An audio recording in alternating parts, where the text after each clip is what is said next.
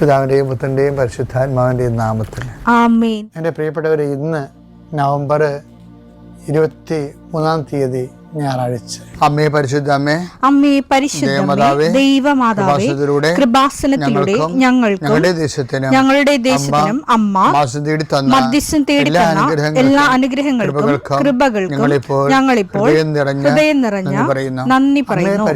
അമ്മേ പരിശുദ്ധമ്മേ ദൈവമാതാവേ, 2004 ഡിസംബർ 7 ഉച്ചകഴിഞ്ഞ് 2:30 കൃപാസനത്തിൽ സംഭവിച്ച അമ്മയുടെ പ്രത്യക്ഷപ്പെടലിനെക്കുറിച്ച് തിരുസഭയ്ക്ക് സമർപ്പിച്ചിരിക്കുന്ന പഠനരേഖകളുടെ മേൽ സഭാത്മകമായ പഠനം ആരംഭിക്കുവാൻ ഞങ്ങൾ പ്രാർത്ഥിക്കുന്നു.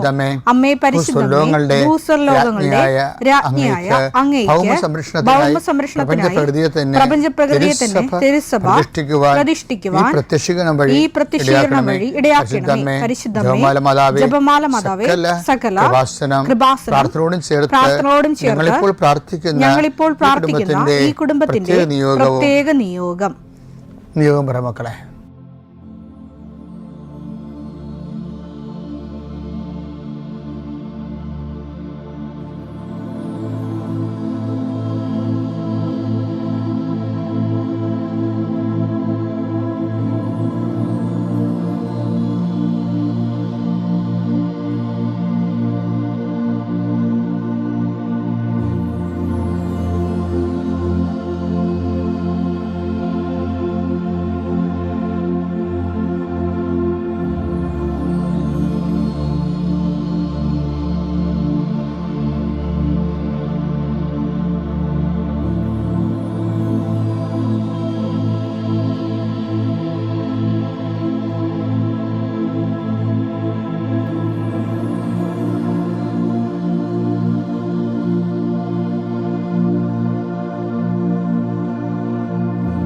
അമ്മയുടെ പ്രത്യക്ഷീകരണത്തിന്റെ ഈ അനുഗ്രഹവേളയിൽ ഞങ്ങൾക്ക് സാധിച്ചു തരുവാൻ കനിയണമേ. ആമേൻ. വിശ്വാസ പ്രമാണം. സർവശക്തനായ പിതാവും ആകാശത്തിന്റെയും ഭൂമിയുടെയും സൃഷ്ടാവുമായ ദൈവത്തിൽ ഞാൻ വിശ്വസിക്കുന്നു. അവിടുത്തെ ഏകപുത്രനും ഞങ്ങളുടെ കർത്താവുമായ ഈശോമിശിഹായിലും ഞാൻ വിശ്വസിക്കുന്നു.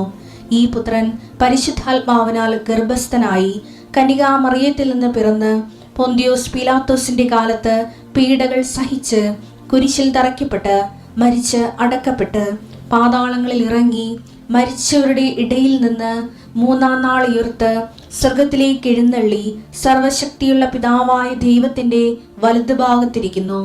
അവിടെ നിന്ന് ജീവിക്കുന്നവരെയും മരിച്ചവരെയും വിധിക്കുവാൻ വരുമെന്നും ഞാൻ വിശ്വസിക്കുന്നു. പരിശുദ്ധാത്മാവിലും ഞാൻ വിശ്വസിക്കുന്നു. വിശുദ്ധ കത്തോലിക്കാ സഭയിലും പുണ്യവാന്മാരുടെ ഐക്യത്തിലും പാപങ്ങളുടെ മോചനത്തിലും ശരീരത്തിന്റെ ഉയർപ്പിലും നിത്യമായ ജീവിതത്തിലും ഞാൻ വിശ്വസിക്കുന്നു. ആമേൻ. സുഖസ്ഥനായ ഞങ്ങളുടെ പിതാവേ, അങ്ങയുടെ നാമം പൂജിതമാകണമേ. അങ്ങയുടെ രാജ്യം വരണമേ. അങ്ങയുടെ തിരുമനസ് സ്വർഗത്തിലെ പോലെ ഭൂമിയിലും ആകണമേ. അന്നു വേണ്ടുന്ന ആഹാരം ഇന്ന് ഞങ്ങൾക്ക് തരണമേ. ഞങ്ങളോട് തെറ്റ് ചെയ്യുന്നവരോട് ഞങ്ങൾ ക്ഷമിക്കുന്നത് പോലെ ഞങ്ങളുടെ തെറ്റുകൾ ഞങ്ങളോടും ക്ഷമിക്കണമേ. ഞങ്ങളെ പ്രലോഭനത്തിൽ ഉൾപ്പെടുത്തരുതേ, തിന്മയിൽ ഞങ്ങൾ രക്ഷിക്കണമേ. ആമേൻ. നന്മ നിറഞ്ഞ മറിയമേ, സ്വസ്തി. കർത്താവ് അങ്ങയുടെ കൂടെ സ്ത്രീകളിൽ അങ്ങ് അനുഗ്രഹിക്കപ്പെട്ടവളാകുന്നു. അങ്ങയുടെ ഉദരത്തിൻ ഫലമായി ഈശോ അനുഗ്രഹിക്കപ്പെട്ടവനാകുന്നു. പരിശുദ്ധ മറിയമേ, തമ്പുരാന്റെ അമ്മേ, പാപികളായ ഞങ്ങൾക്ക് വേണ്ടി ഇപ്പോഴും ഞങ്ങളുടെ മരണസമയത്തും തമ്പുരാനോട് അപേക്ഷിക്കണമേ. ആമേൻ. കർത്താവേ, നിന്റെ ഉന്നതമായ നാമത്തിന് സ്വസ്ഥം ചെയ്യുന്നു. കർത്താവേ, നിന്റെ വിശുദ്ധ പൗരോഹിത്യത്തെ മഹത്വപ്പെടുത്തണമേ. കർത്താവേ, സഭയിലുള്ള സാന്നിധ്യം ദൃഢമാക്കണമേ. 39 വർഷം ഞാൻ അർപ്പിച്ച കൃപാന്റെ യുഗതിയാൽ കൃപാസ്ഥാന ജീവനോടെ പ്രത്യക്ഷപ്പെട്ട മാതാവിന്റെ മാധ്യസ്ഥയിൽ അത്താറയിൽ നടന്ന 10,000-കണക്കിന് ആരാധന ശക്തിയാൽ കർത്താവേ, കുടുംബം വന്ന് പെട്ടിരിക്കുന്ന വഴികൾ ഒരു തീരുമാനം എടുക്കാൻ പറ്റാത്തവർ, പല വിഷയങ്ങളെക്കുറിച്ചും ഏത് ജോലിക്ക് പോകണം, ഏത് നാട്ടിൽ പോകണം, ഏത് രാജ്യത്ത് പോകണമെന്ന് അറിയാൻ പാടില്ലാതെ വിഷമിക്കുന്നവർ, എന്ത് പഠിക്കണമെന്ന് അറിയാൻ പാടില്ലാതെ വിഷമിക്കുന്നവർ, ഒരു തീരുമാനം എടുക്കാൻ പറ്റാത്തവർ, അവർക്ക് പരിശുദ്ധാത്മാവ് പ്രവർത്തിച്ചുകൊണ്ട് അവർക്ക് പുതിയ തീരുമാനം എടുക്കാൻ കർത്താവ് നിങ്ങളെ സഹായിക്കട്ടെ. കർത്താവേ, അങ്ങയുടെ മക്കളെ ഇന്ന് സഞ്ചരിക്കുന്ന ഓരോ വഴികളെ നീ ആശീർവദിക്കണമേ. കർത്താവേ, അങ്ങയുടെ മക്കള് ഇന്ന് കണ്ടുമുട്ടുന്ന ഓരോ വ്യക്തികളിലും കർത്താവിൻ്റെ ശക്തി നിറയട്ടെ. കർത്താവെ, അങ്ങയുടെ മക്കൾ ഇന്ന് യാത്ര തിരിക്കുന്ന, ലക്ഷ്യം വെക്കുന്ന ഓരോ ലക്ഷ്യങ്ങളും കർത്താവിൻ്റെ നാമത്തിൽ സാധിക്കുകയും അനുഗ്രഹം പ്രാപിക്കുകയും ചെയ്യട്ടെ. ഇന്നത്തെ ദിവസം സമർപ്പിച്ച് പ്രാർത്ഥിക്കുക. കണ്ടുമുട്ടാൻ പോകുന്ന വ്യക്തികളെ മനസ്സിൽ കാണുക, ചെയ്യാൻ പോകുന്ന കാര്യങ്ങളെ മനസ്സിൽ കാണുക.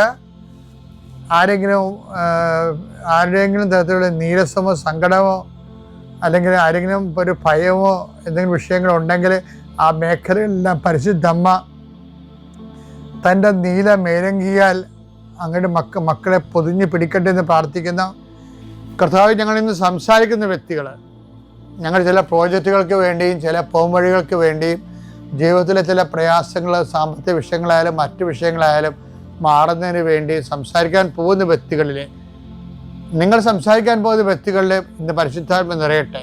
സുന്ദരി മാതാവ് സമയത്തിനധികമായ പരിശുദ്ധാത്മ കൃപാസന മാതാവ് ഇന്ന് നിങ്ങളുടെ കൂടെ യാത്രയാവുകയും നിങ്ങളുടെ കൂടെ വരികയും ചെയ്യട്ടെ.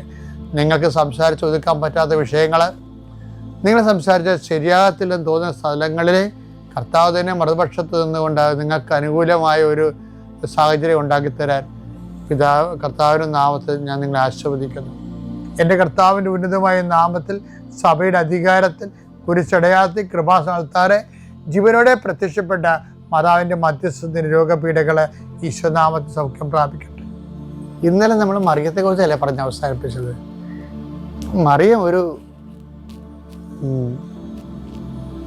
മറിയത്തെ അമ്മയാണെന്ന് ക്രിസ്തു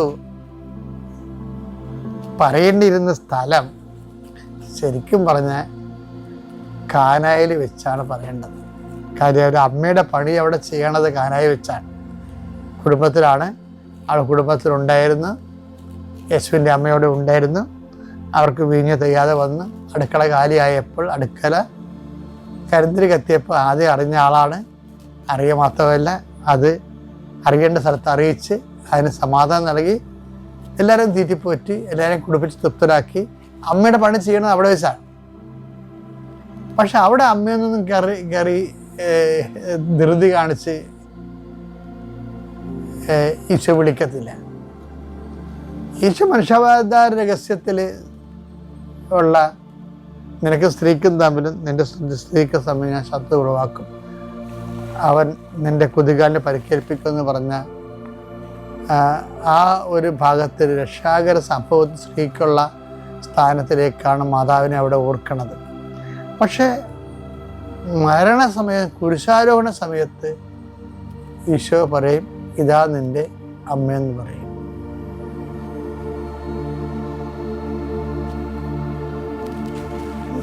ഇതാ നിന്റെ മകനെന്ന് പറയും.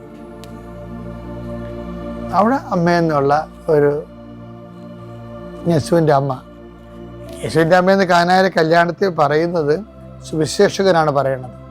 പക്ഷെ കാൽവരി പറയണത് യേശു തന്നെയാണ് പറയണത്. അതെന്താ കാര്യം വെച്ച് കഴിഞ്ഞാൽ,